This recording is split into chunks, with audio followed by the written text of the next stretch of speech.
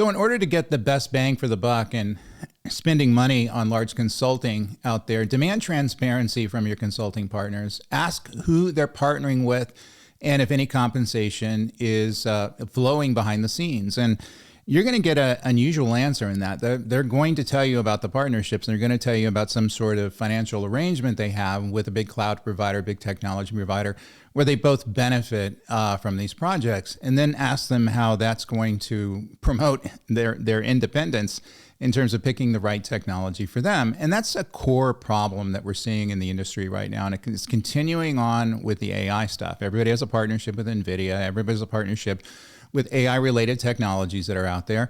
And in many instances, the technology providers are looking at the big consulting firms as a sales channel for their technology. And also in other instances, the consulting firms are looking for the technology providers as the ability to get leads on some of these large projects that are building up right now.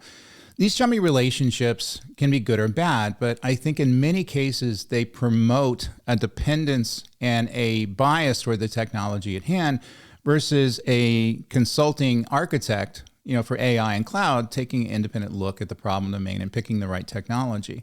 So demand transparency. What are you guys doing? How are you getting compensated? How is this affecting us? And see what kind of answers you get. So another trick is to tie consulting payments directly to delivering real, measurable business value, not just project milestones. In many cases, the consulting firms are going to look at this as risk, because if they're having to deliver value, then that's going to put risk on the project. They rather just deliver some sort of an artifact, a PowerPoint presentation, architecture design, things like that.